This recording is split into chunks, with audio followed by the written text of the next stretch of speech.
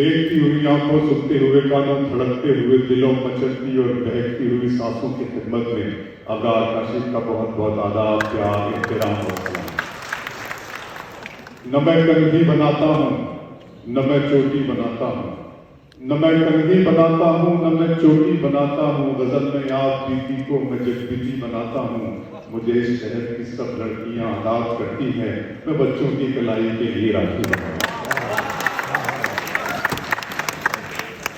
आज की ये महफिल माँ की मोहब्बत के नाम से मंसूब है, और जहाँ माँ की मोहब्बत का जिक्र होगा तो ये तज़किरा, ये गुफ्तगू, ये दास्तान जनाब मुनव्वर राना के बगैर, उनकी शिरकत, उनकी जिक्र के बगैर अधूरी होगी।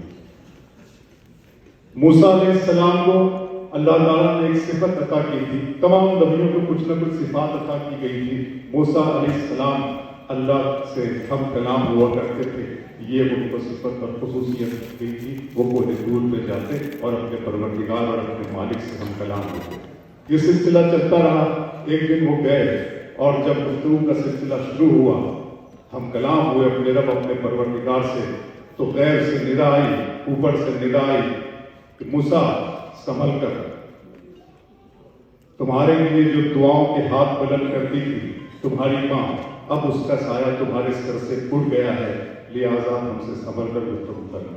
ये यहाँ से, इस वाक़े से हम माँ की अज़मत को, माँ की अहमियत को, माँ की इज़्ज़तों को, उसकी फ़तों को समझ सकते हैं कि वो कितनी अजीज है। लखनऊ हमेशा इत्तेहाद का मरकज़ रहा है। गंगा जमनी तहजीब का लफ्ज़ यहाँ से निकला है।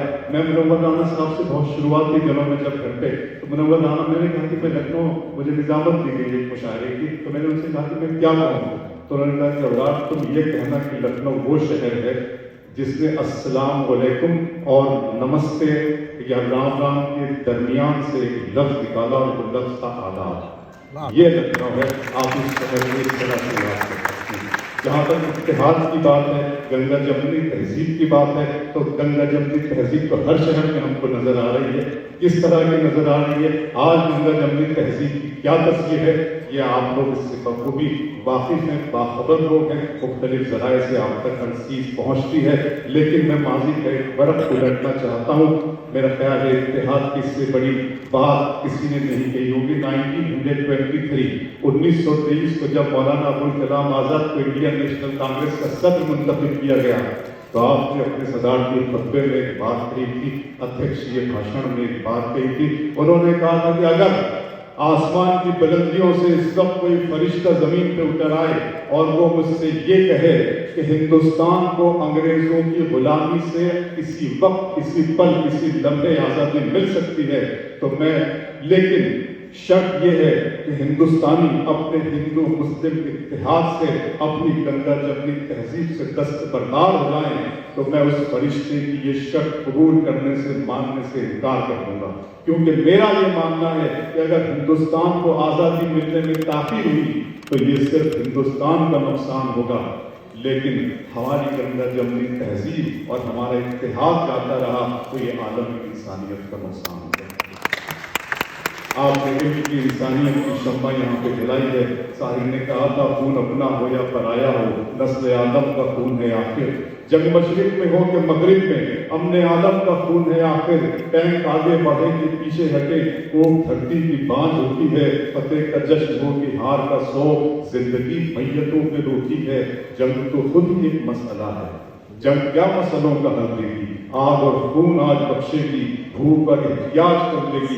इसलिए ऐ शरीफ इंसानों, जंग करती रहे तो बेहतर है।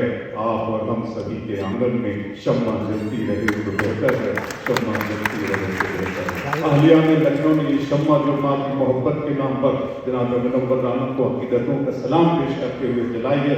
हम दुआ करते हैं कि लखनऊ से, हमारे देश से शम्मा का उजाला निकले, दुनिया के गोशे गोशे को मुनव्वर करके, जहाँ जहाँ अमन और जंग के बादल छाए हुए हैं, मंडला रहे हैं, वहाँ वहाँ अमन बहाल हो जाए। इसी दुआ के साथ आइए इस मुशायरे के गज़ल के बाकायदा दौर का आगाज़ करते हैं। और मैं यहाँ से ये कहना चाहता हूँ, आज ही दोस्त अहबाब जरा तशरीफ रखते हैं, बीच में नशिस्त भी खाली है।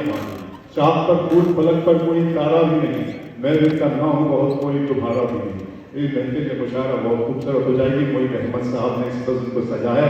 میں نئی مبارکباد پیش کروں. انہوں نے ادے پرتاپ سنگھ جی کو جو ایوارڈ دیا ہے میں انہیں مبارکباد پیش کرتا ہوں. جا چکے ہیں اپنی طبیعت کے سب برحال. آئیے مشاعرہ شروع کرتے ہیں. جناب وقار کاشف سے ہم اس مشاعرے کے غزل کے دور کی ابتدا کریں گے. وقار کاشف سے میں یہ بڑا میرے لیے مشکل ہو جاتا ہے کسی بھی ناظرین مشاعرہ کے لیے کہ وہ غزل شروع کرنے کے لیے مشاعرہ شروع کرنے کے لیے کس کا انتخاب کرے.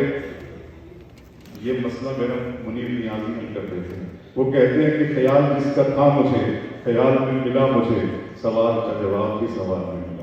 تو جو جواب مجھے ملا ہے وہ ہے وقار کاشف. میں ان سے گزارش کروں گا کہ وہ آئیں اور اس محفل میں اپنی غزل پیش کریں. آپ سے گزارش ہے مطلب ایک مشاعرے کے لیے اور اس کے انتخاب کے لیے وقار کاشف.